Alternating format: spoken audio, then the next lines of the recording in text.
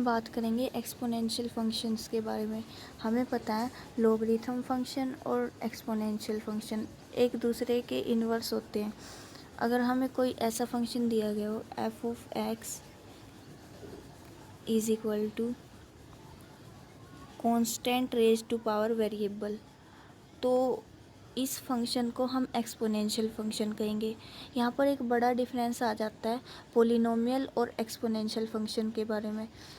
हमें अगर कुछ ऐसा दिया गया f of x is equal to a raise to power कोई कांस्टेंट, या फिर हमें दिया गया हो ए रेज टू पावर 4, और अगर हमें दिया गया f of x is equal to a raise to power variable, यहाँ पर इस फंक्शन को हम पोलिनोमियल कहेंगे और इस फंक्शन को हम एक्सपोनेंशियल फंक्शन कहेंगे, क्योंकि यहाँ पर जो पावर है हमारे पास वो वेरिएबल है, जबकि यहाँ पर जो पावर है हमारे पास वो कांस्टेंट है। यही मेन डिफरेंस है पोलिनोमियल के बीच और एक्सपोनेंशियल के बीच।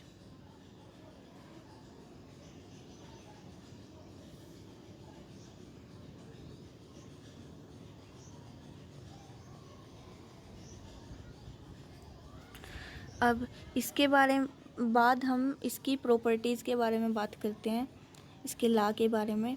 हमें पता है अगर हम log at the base a of 1 लिखें तो हमारी वैल्यू 0 आती है। अब इसको अगर हम एक्सपोनेंशियल की फॉर्म में लिखें तो हमें मिलेगा a raise to power 0 is equal to 1। हमें यहाँ से एक्सपोनेंशियल का एक लॉ मिल गया। उसके बाद हम सेकंड बात करते हैं। अगर हमें log at the base a of a दिया गया हो तो हमें 1 वैल्यू मिलती है। अगर इसको हम इंडिसेस की फॉर्म में लिखें तो हमें मिलेगा a raise to power 1 is equal to a। यहाँ से हमें एक्सपोनेंशियल का सेकंड रूल मिल गया। log की एक प्रॉपर्टी का यूज़ करते हैं। हमें पता है log at the base a of x plus log at the base a of y equal होता है log at the base a of x y के। अब हम मान लेते हैं कि a raise to power m की वैल्यू x है और a raise to power n की वैल्यू y है। इसको अगर हम log की फॉर्म में लिखें तो हमें मिलेगा log at the base a of x is equal to m, और इसको अगर हम log की फॉर्म में लिखें तो हमें मिलेगा log at the base a of y is equal to n। अब इन दोनों वैल्यू को हम ऊपर वाले इक्वेशन में सब्सटीट्यूट कर सकते हैं।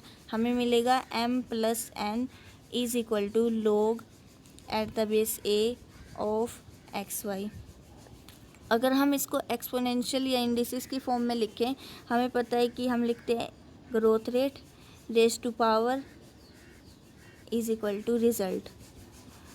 अब क्योंकि हम मान के चले थे शुरू से कि x की value a raise to power m है और y की value a raise to power n है, तो उन वैल्यूज़ को हम अगर सेकंड इक्वेशन में सब्सटीट्यूट करें तो हमें मिलेगा a raise to power m plus n is equal to a raise to power m into a raise to power n। यहाँ से हमें एक्सपोनेंशियल की एक प्रॉपर्टी मिल गई है कि अगर हम a raise to power m की multiply a raise to power n के साथ करवाएंगे तो हमें a raise to power m plus n मिलेगा। इसी तरह हम सब्ट्रैक्शन का भी कर सकते हैं। log at the base a of x minus log at the base a of y equal होता है log at the base a of x divided by y के। अगर हम माने a raise to power m की value x है और a raise to power n की वैल्यू y है, तो हम log एट द बेस, इसको हम log की फॉर्म में लिखेंगे, हमें मिलेगा log at the base a of x is equal to m। Similarly हमें दूसरा मिलेगा यहाँ से log at the base a of y is equal to n।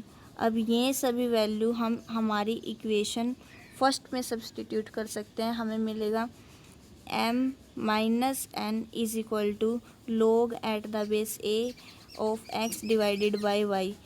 अब इसको हम इंडिसेस की फॉर्म में लिखें ऊपर वाली इक्वेशन को, तो हमें मिलेगा a raise to power m minus n is equal to X divided by Y, क्योंकि एक्स हमारा A raise to power M था और वाई हमारा A raise to power N था, तो हम इसको इक्वल लिख सकते हैं A raise to power M divided by A raise to power N के।